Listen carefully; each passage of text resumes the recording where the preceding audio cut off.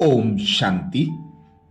संत मौन रहते हैं, बुद्धिमान बोलते हैं और मूर्ख बहस करते हैं, महामूर्ख हिंसा करते हैं। बाइबिल में बात आती है कि कम शब्दों व स्थिर मन का मनुष्य बुद्धिमान होता है। अतः एक मूर्ख भी जब मौन में होता है तो बुद्धिमान प्रतीत होता है। उसे मुंह बंद रखने का फायदा स्वतः प्राप्त हो जाता है। मौन में रहते हुए उसे दूसरों को सुनने का मौका ज्यादा मिलता है और इससे वह कुछ ना कुछ सीखता है और अपनी मूर्खता के स्तर को कुछ ना कुछ कम करता है। जो जन्मजात गूंगे होते हैं वे मूर्ख नहीं होते, बल्कि दूसरों की बातों व मनोभावों को ग्रहण करने व समझने की उनकी शक्ति ज्यादा होती है। संत मौन रहते हैं, बुद्धिमान बोलते हैं, मूर्ख बहस करते हैं और महामूर्ख हिंसा करते हैं। हिंसा मात्र शस्त्रों से ही नहीं होती, बल्कि अपमानकारी शब्दों से भी हिंसा होती है। मिसाल है मां बाप के किसी ताने से आहत होकर औलाद का जीवघात करना। आज का समाज हिंसात्मक समाज है। शाब्दिक हिंसा से शायद ही कोई अछूता है। कारण है महामूर्खों का समाज होना। मौन और महामूर्ख का आपस में 36 का आंकड़ा है। महामूर्ख को किसी मौन प्रेमी का संग बिल्कुल नहीं सुहाता, क्योंकि महामूर्ख उस पर हिंसा नहीं कर पाता। मौन प्रेमी महामूर्ख के शब्दों को एक कान से सुनकर दूसरे से निकाल देता है और उसके प्रति द्वेष भाव को पैदा नहीं होने देता। संसार में पतित मनुष्य आत्माएं अपने संस्कारों के अधीन होकर दूसरों पर हिंसा करती रहती हैं, परंतु राजयोग या मौन के पुरुषार्थी दूसरों की तमाम हिंसात्मक हरकतों को माफ करते हुए उनके प्रति अपना प्रेम भाव बनाए रखते हैं। पतित हिंसात्मक मनुष्य आत्माएं तो राजयोगी आत्माओं के पुरुषार्थ का माध्यम या साधन बनती हैं, अतः वे धन्यवाद की पात्र होती हैं। आत्म उन्नति को आयुबद्ध नहीं किया जा सकता। भर्तृहरि के अनुसार सर्वज्ञों के समाज में मूर्खों का मौन रहना शोभता है।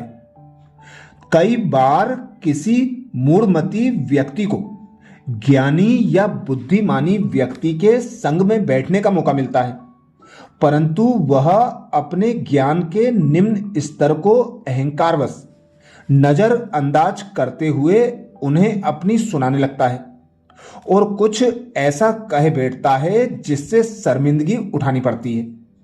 चूंकि उसकी जीभ वाचा में रहने की आदत से मजबूर है, अतः ऐसी स्थिति स्वतः पैदा होती है। यदि वह संबंध संपर्क में आते समय इतना ध्यान रखे कि उसके सामने का व्यक्ति कौन है, उसकी सामाजिक पहचान व साख कैसी है, तो उससे तद अनुसार बात करना आसान हो जाए। व्यक्ति जब तक जीवित है तब तक उसके सीखने की प्रक्रिया जारी रहनी चाहिए, क्योंकि आत्म उन्नति को आयुबद्ध नहीं किया जा सकता, परंतु जीभ सीखने को सीमाबद्ध कर देती है। कान सीखने के यंत्र हैं तो जीभ बोलने का यंत्र है। बाहर से कान में पड़ने वाली ध्वनि या बातों का कोई अंत नहीं, परंतु अंदर से बाहर प्रसारित बातों की एक सीमा है और उसे जागरूक रहकर और भी सीमाबद्ध किया जा सकता है। ईसा मसीह समय समय पर अपने शिष्यों से अलग होकर पहाड़ों पर चले जाया करते थे, ताकि मौन व एकांत से अपने स्वरूप को सशक्त कर सकें। आज का मनुष्य इंद्रिय जनित सुखों में फंसा हुआ है। उसे अतीन्द्रिय सुखों का पता ही नहीं है। उसकी सूक्ष्म आंखें, सूक्ष्म कान व अन्य सूक्ष्म इंद्रियां आत्मनियंत्रित नहीं है, वह तब चल रहे कलयुग में परिस्थितियों की मार से तिल मिलाता है तो भगवान को स्थूल इंद्रियों के माध्यम से याद या फरियाद करता है या पुकारता है। एक तो उसे ईश्वर का परिचय व पहचान ही नहीं है, और दूसरा वह बिना स्थूल इंद्रियों वाले ईश्वर को स्थूलता के आधार पर याद या फरियाद करता है। तो ऐसे में उसकी प्रार्थना या संकल्प फलदायी कैसे हो सकती है? फिर जब वह चल रही परिस्थितियों से मुक्त होता है तो अपने को ईश्वर से पुनः दूर कर लेता है, उसे विसार देता है। ऐसी मौका परस्ती से ईश्वर परस्ती नहीं आती। मौन में रहना आत्मा का मौलिक गुण है। लिखना व बोलना मनुष्य बचपन में दूसरों से सीखता है, परंतु मौन में रहना उसी से किसी से सीखना नहीं पड़ता, क्योंकि यह तो आत्मा का मौलिक गुण है। लिखना व बोलना दोनों ही प्रतिक्रियावश होते हैं। व्यक्ति किसी विषय पर ही लिखने को प्रेरित होता है और यह विषय उसे बाहरी वातावरण, व्यक्ति या परिस्थिति से मिलता है। उसी प्रकार बोलने को प्रेरित व्यक्ति भी किसी से तो बोलेगा, और जिससे भी बोलेगा उस व्यक्ति की किसी क्रिया पर प्रतिक्रियावश बोलेगा।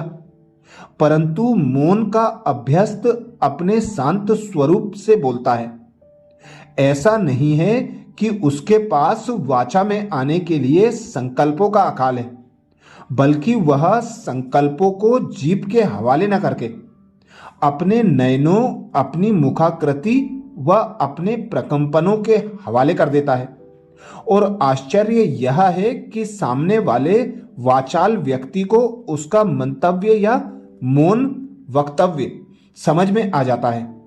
इस मौन वार्ता का सबसे बड़ा लाभ यह है कि इससे फिजूल की वार्ता नहीं होती और सुख शांति की अनुभूति होती रहती है। मन बुद्धि की गहन एकाग्रता से सूक्ष्म लोक में जाने पर ऐसी अनुभूति अनेक पुरुषार्थियों की हुई है। लिखने व बोलने की योग्यता श्रेष्ठता प्राप्त कराने का एक लंबा रास्ता है, परंतु छोटा व स्थायी रास्ता है मौन। मौन रहकर भी कोई खुद को दूसरों के समक्ष अपनी वृत्ति दृष्टि से अभिव्यक्त कर सकता है। जो मौन का अभ्यस्त है उसके लिए वाचा में आना मानो तपती गर्मी में किसी वृक्ष की छाया से निकलकर तेज धूप में खड़े होने के समान है। 20वीं सदी के एक श्रेष्ठ अध्यात्मवादी के शब्द हैं कि काश लोग मेरे मौन की भाषा को समझ सकते तो मुझे बोलने की आवश्यकता ही नहीं होती। मौन स्वयं में सक्षम है कि वह दृष्टि, मुख मुद्रा व हस्त संकेतों से किसी से संवाद कर ले, परंतु दूसरा यदि मौन की अनुभूति नहीं करता तो मौनी को बाध्य होना पड़ता है कि वह वाचा में आए, जो कि उसके लिए एक असहज स्थिति है। ज्यादा बोलकर संस्कारवान मनुष्य भी गलतियां कर जाता है। अधिक बोलना पोल खोल देता है कि व्यक्ति कैसा है, उसकी कमजोरियां कौन कौन सी हैं। व्यक्ति मतलबी व लालची तो नहीं, परंतु कम बोलना कमजोरियों को ढक देता है। अधिक बोलना ढोल है, कम बोलना ढाल है। यदि विकारों व अवसादों से ग्रसित कोई व्यक्ति किसी नए स्थान पर जाता है और चाहता है कि उसकी कमजोरियों का लोगों को पता न चले, तो उसे चुप रहना चाहिए।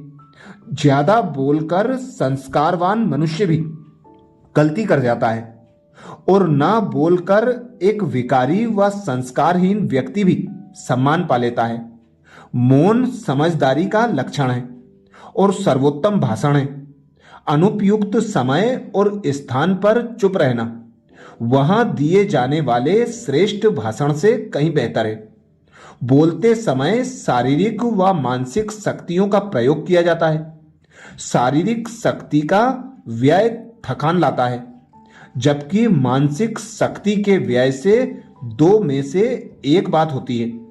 यदि बोलते हुए सद्भावना या कल्याण की भावना है तो मानसिक शक्ति और भी सुदृढ़ होती है, और यदि बोलते हुए स्वार्थ, दुर्भावना, अहम भाव इत्यादि है तो मानसिक दुर्बलता, थकान, अवसाद या चिंता आदि आती है।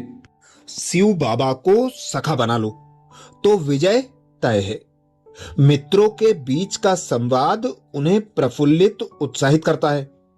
उनके बीच कोई छुपाव, दुर्भाव, प्रतिस्पर्धा इत्यादि नहीं होती, और मन में भरा अवसाद या विषाद सब निकलता है। मित्रता का अर्थ ही है खुला संवाद। कलयुगी जीवन में जन साधारण का मन दुविधा, संताप, तनाव, शिकायत, निराशा आदि भावों से बोझिल रहता है, जिन्हें वह संकोचवश या आत्मग्लानिवश किसी से कह नहीं पाता, परंतु मित्र से खुलकर कह लेता है और हल्का हो जाता है। यदि मित्रों में संवाद कम होने लगे तो समझ लें कि मित्रता या तो एक तरफा है या विश्वास में कमी आ रही है। मित्र तो ईश्वर की तरह दुख हरता, सुख करता होता है। अर्जुन ने श्री कृष्ण को सखा बनाया और विषम परिस्थितियों में भी विजय हुआ। उसी प्रकार आज यदि शिव बाबा को सखा बना लिया जाए तो चल रही कलयुगी परिस्थितियों में विजयी बनना तय है। मौन से अर्जुन को बड़ बोले दुर्योधन पर विजय मिली।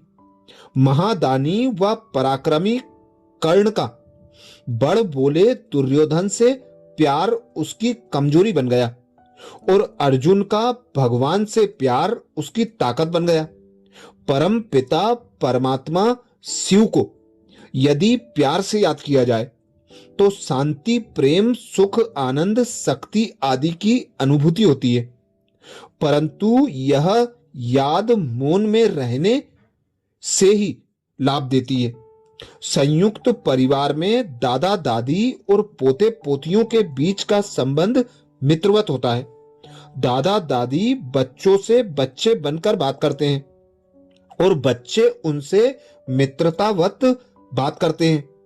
इससे दादा दादी उम्र में छोटे बनकर अपनी उम्र बड़ी कर लेते हैं, और बच्चे अपनी उम्र से बड़े बनकर अपनी नासमझी व अज्ञानता को छोटा कर लेते हैं। उम्र का यह बड़ा अंतर दोनों को लाभ देता है। बच्चे सुसंस्कारी व अनुभवी बनते हैं, और वृद्ध मानसिक अवसाद, विषाद, निरस्ता और विरक्त मौन से मुक्त होकर बच्चों की तरह हर्षित होते हैं। अच्छा, ओम शांति।